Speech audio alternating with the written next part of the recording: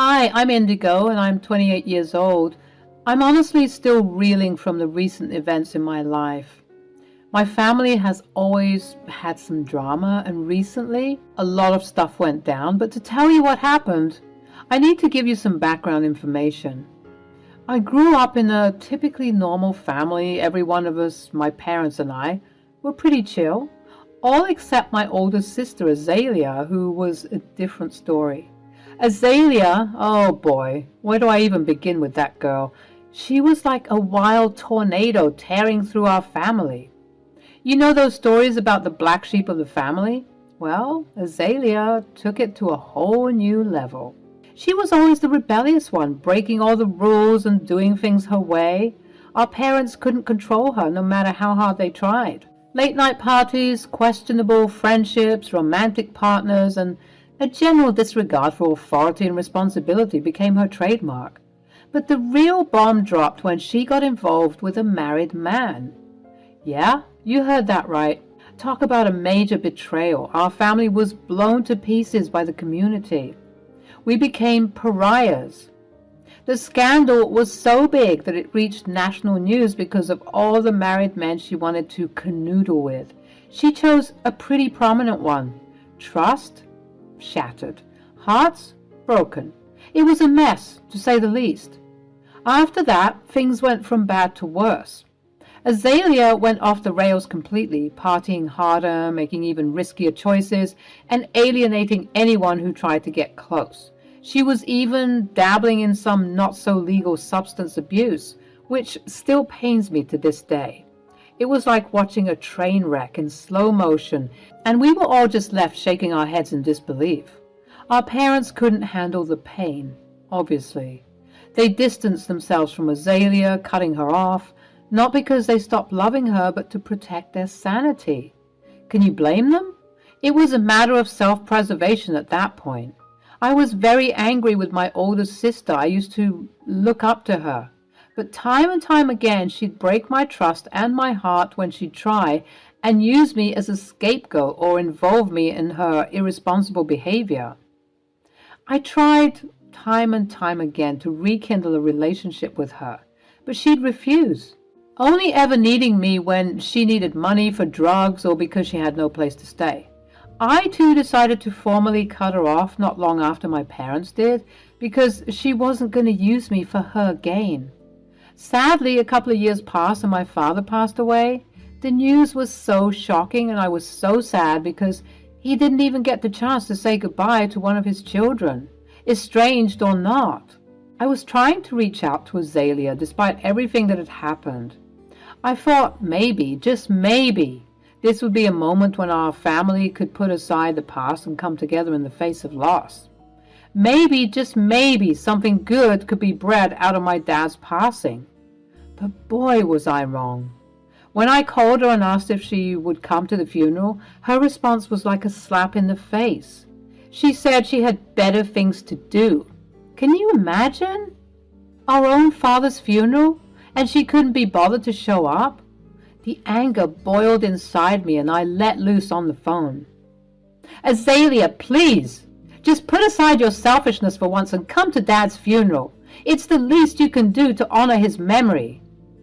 Oh, how touching. The prodigal daughter returns, begging for my presence at a funeral. Sorry, Indigo, but I've got better things to do than waste my time on that. You have no respect. Dad is gone, and all you care about are your selfish desires? How can you be so heartless? Azalea, true to form, fired back with her usual indifference. She scoffed and said, "Why would I waste my time on that? I've got a life to live." That was it. That was the final straw. I felt so stupid for believing that she'd change. I made up my mind right then and there that I never wanted to see or hear from her again. The pain of losing our father was already unbearable, and her callousness only made it worse. This isn't about you, Azalea. It's about paying our respects and coming together as a family in our time of loss. Can't you see that? Oh, how noble of you, Miss Perfect. Always playing the dutiful daughter. Well, count me out. I won't be a part of your little charade. You know what? Fine, don't come. I don't want you there anyway. You've proven time and time again that you don't care about anyone but yourself. Suit yourself, Indigo. Have fun mourning Daddy without me. That's exactly what I plan to do. And when this is all over, don't ever expect to hear from me again. I'm done with you, Azalea. Whatever, Indigo. Good riddance. And with those words, the line went dead. The anger and disappointment welled up inside me, mixing with grief of losing our father.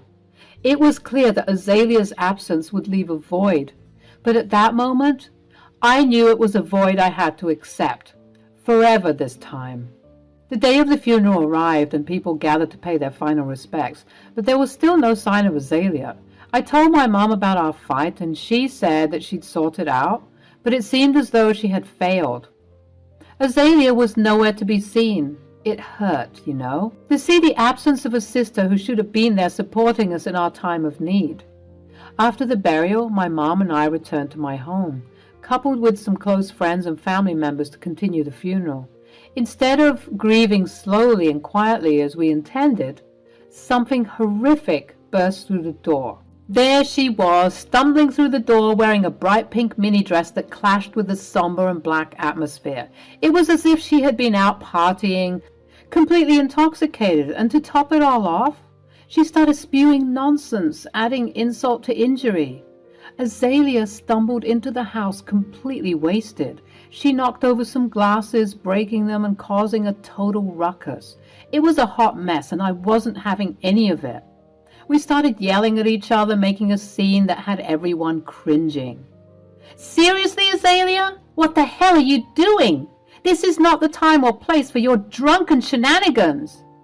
Oh, come on, Indigo. Dad wouldn't want us all sulking. Let's celebrate his life, damn it. Celebrate? Are you freaking kidding me? Can't you see how freaking inappropriate this is? Show some respect for once. Respect? Easy for you to say, Miss Perfect.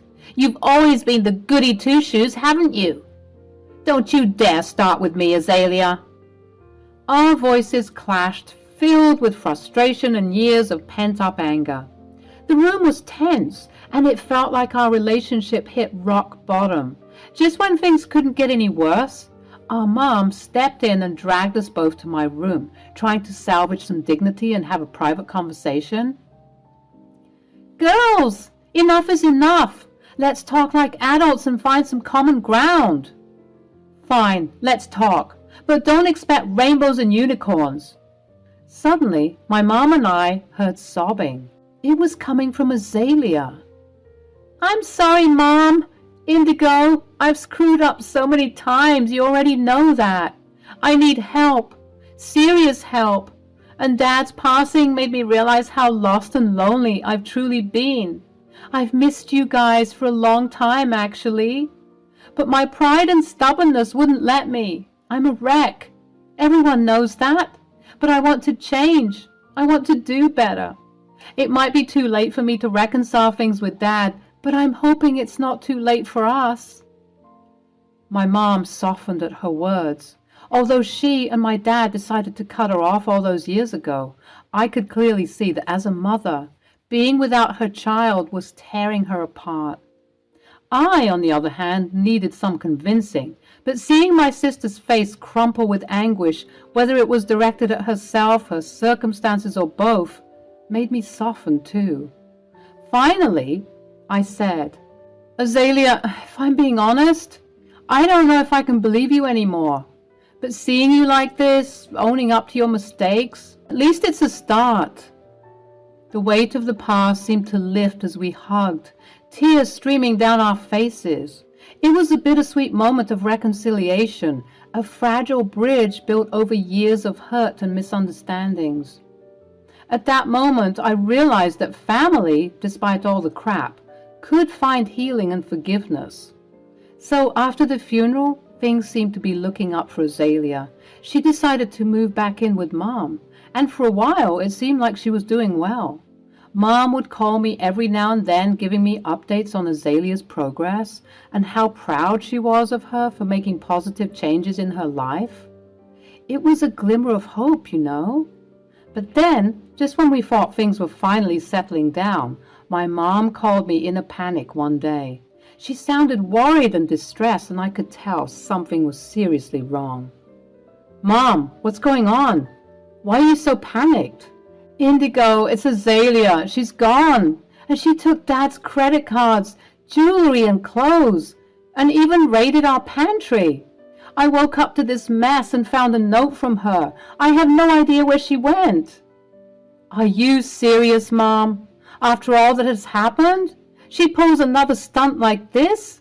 I can't believe it." "I don't know what to do, Indigo. She's caused so much trouble, and now I'm worried about the credit cards. What if she racks up huge debts?" "Take a deep breath, Mom. We'll handle this. I'm the representative of Dad's estate, and it's my responsibility to protect his assets. I'll contact the credit card companies immediately and let them know to begin deactivating Dad's account." "Thank goodness you're here, Indigo. I don't know what I would do without you. I feel so betrayed and hurt by Azalea's actions." "I understand, Mom. It's a tough situation, but we'll get through it together." "Thank you, Indigo. I appreciate your help and support. It's times like these when the family needs to stick together." How typical. Once again, I was feeling stupid for trusting that idiot again.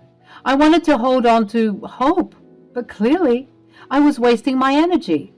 I had had enough of Azalea hurting this family.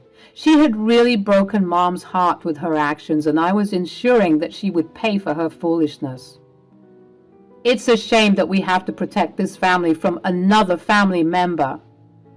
"What family member? She is dead to me. I'm just glad that she changed her name all those years ago, and so she isn't officially tied to us anymore. Good riddance." I was shocked to hear these words coming from my mom. She must have been well past her breaking point. Although it was shocking to witness my mom act this way, she did give me an idea when she said Azalea changed her name many years ago as part of her rebellious act to distance herself from us. It had been a month since Azalea's shocking disappearance and her despicable act of stealing from Mom and Dad. I couldn't believe what I was seeing on her social media. She was flaunting her lavish lifestyle, clearly enjoying what she was buying from the credit cards she stole. If you thought that was bad, she even started tagging both Mom and me in her posts, as if she wanted us to see how carefree and extravagant she was being. Azalea was clearly seeking attention with her behavior, tagging us in every post, hoping to get under our skin. But we weren't going to stoop to her level. We knew that engaging with her would only fuel her ego and validate her attention-seeking tactics. So we remained silent, refusing to dignify her actions with any response. Then, one day, out of the blue, I received a call from Azalea.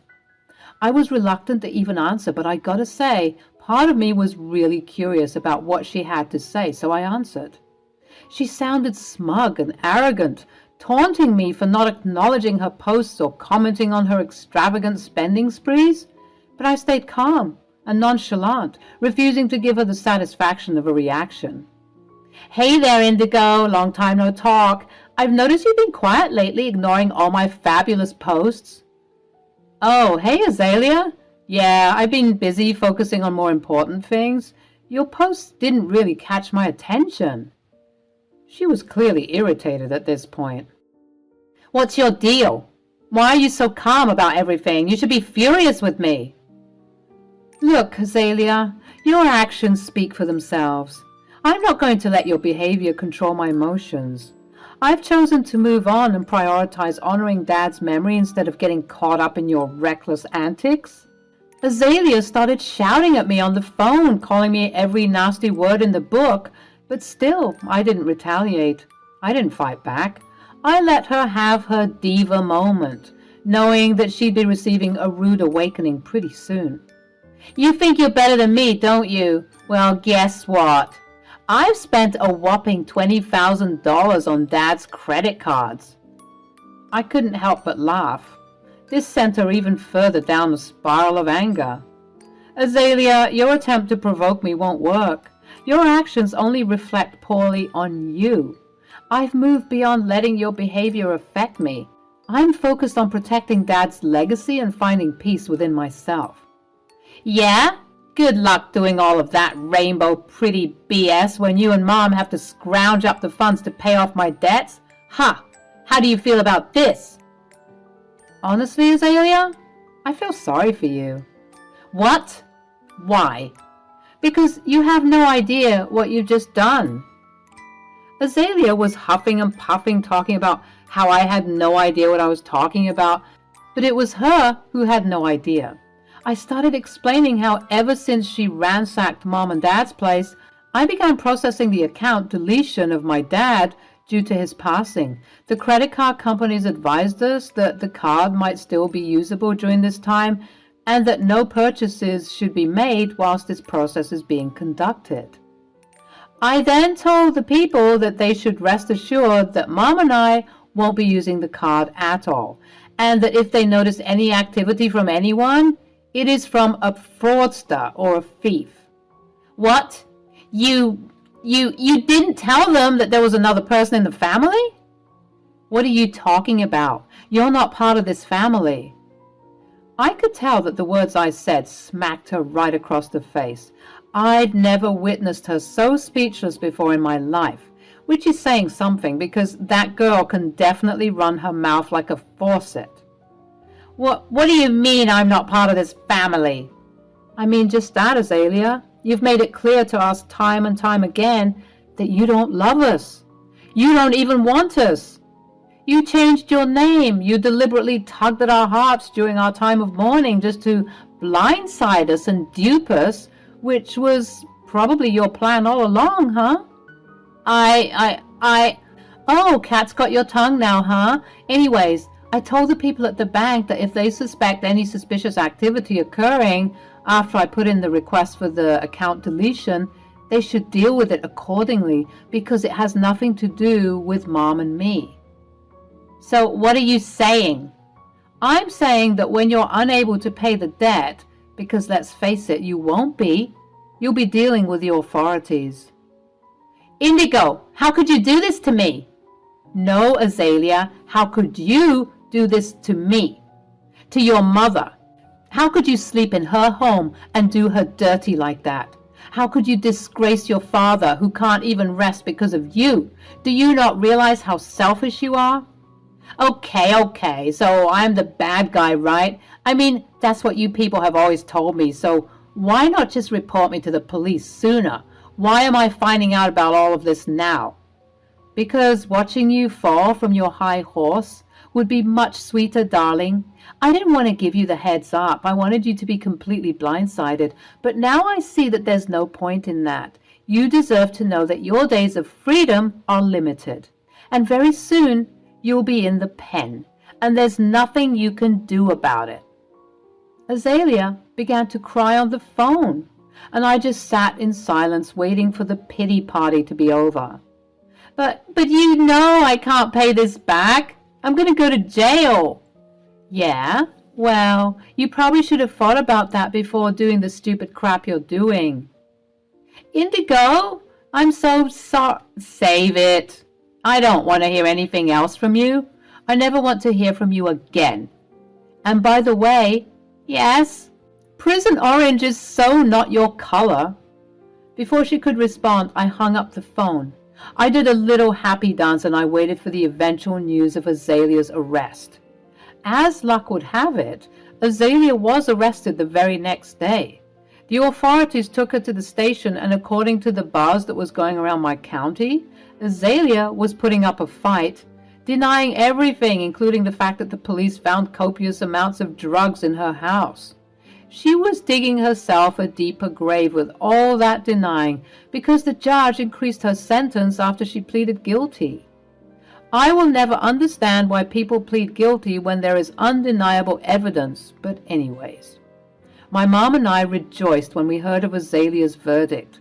We were hoping to breathe, at least for a couple of years, before Azalea blessed us with her destruction. I was hoping that a few years locked up would do her some good and teach her some much-needed discipline, but it seems like getting a well-behaved Azalea wouldn't be happening for a long time, because she would apparently cause a ruckus in her prison cell, even badly beating one of her inmates. The judge said that there would be years added to her sentence due to her insolence in the pen. My mom and I have decided to put everything behind us, for real this time. We can't keep going back and forth with this girl. Enough is enough. Whenever we'd get calls from the prison, we'd reject them, refusing to even speak to her, in case she tried to slither her way back into our lives again. My mom and I are even considering moving to a different state just so that we can be away from her. We don't even want her to have the opportunity to make one of her unwarranted visits once she gets out. And besides, after Dad's passing, I'm sure my mom wants a change of scenery as well, so we've seriously been considering moving away from all the mess and drama that's happened in our lives. It's such a shame that things ended for Azalea this way, but I was just glad that I finally managed to get my revenge on Azalea from all those years ago. I'm glad that I let her dig her own grave deeper and deeper into debt because of her foolishness. I just hope that some part of her has learned her lesson, but if not, I definitely know that I'm done caring about her in any way, shape, or form at this point.